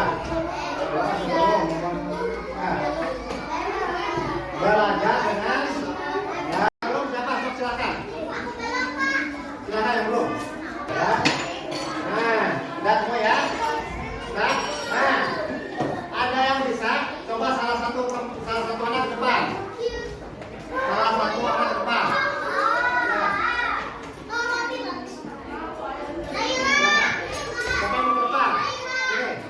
Coba kita bantu Bapak untuk menyusun ya. Kita susun berdasarkan keyakinan kelas yang kita sepakati. Yang pertama apa? Nah, mana berdoa sebelum? Nah, sini. Ya, ini. Oh, ini apa? Berdoa sebelum dan sesudah perjalanan. Boleh. Terus, apa lagi? Apa lagi? Datang tepat waktu. Boleh, datang tepat waktu. Terus, apa lagi? Menjaga kebersihan kelas. Boleh. Ya. Apa lagi? Datang lebih awal. Ya. Biasanya berdoa sebelum. Sini.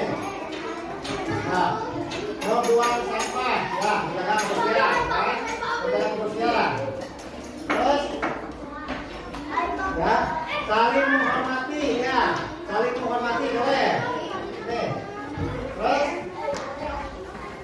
berdoa.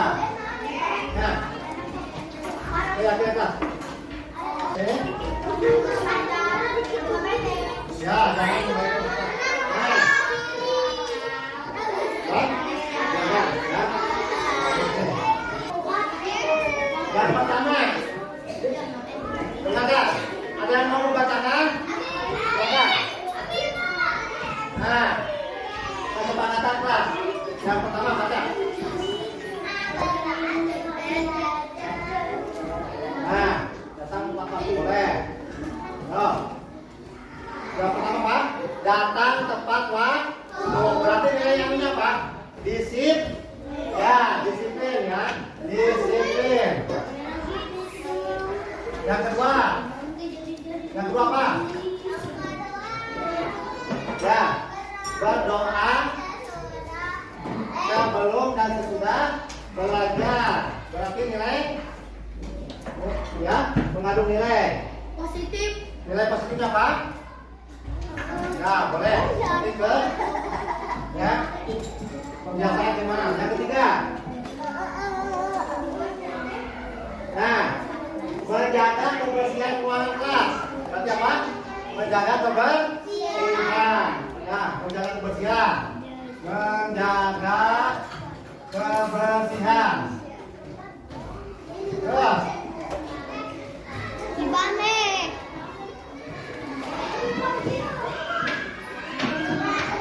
Oke. Ya. Oh.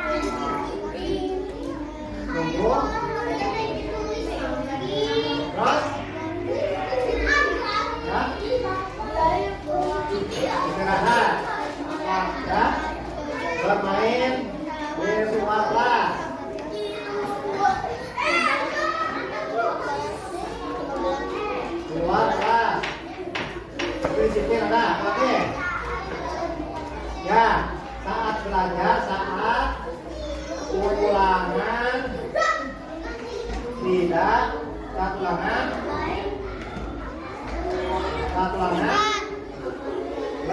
mengerjakan sendiri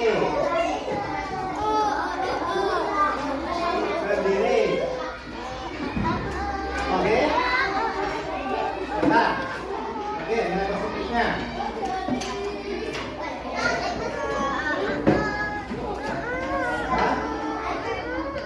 bertanggung jawab boleh bertanggung jawab lagi saling menghargai boleh saling menghargai saling menghargai menjaga kerukunan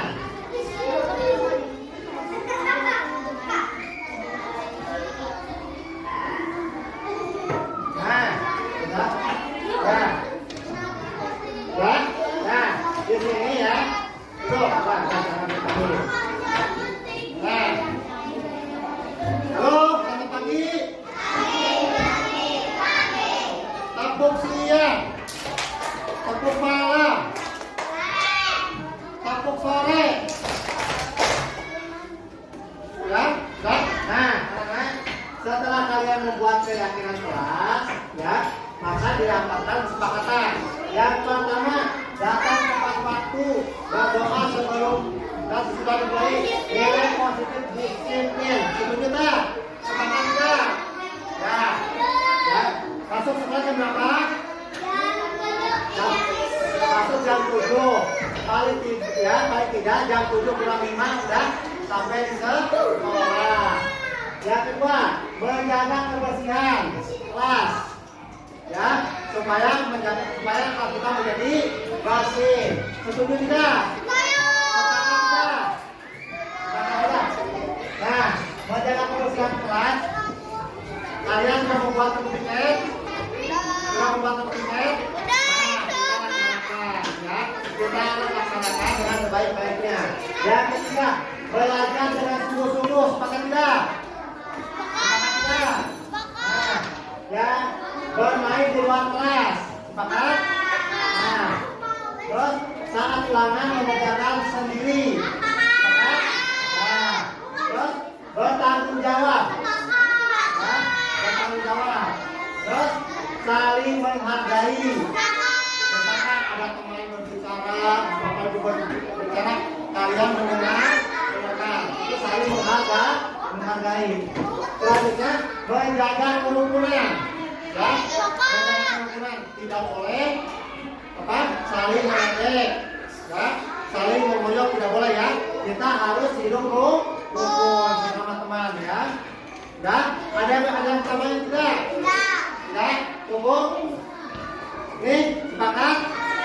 Sepakat tidak? Kalau ini sudah disepakati, coba ke depan satu persatu. Silakan bertangan. Silakan coba tangan. Sok, saya sepakat. Mungkin nama aja. Nama aja. Sok. Satu.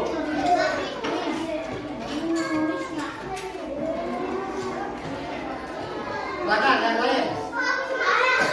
Silakan, boleh. Sok, silakan. Cepat. Silakan. Boleh tak? Boleh nama, boleh tanda tangan. Nanti ini kita akan tahu.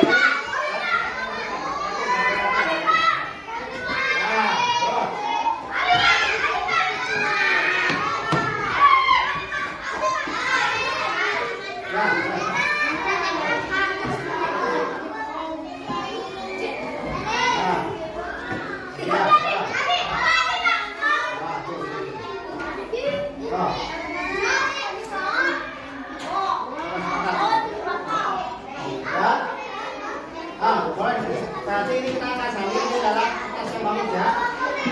Oh.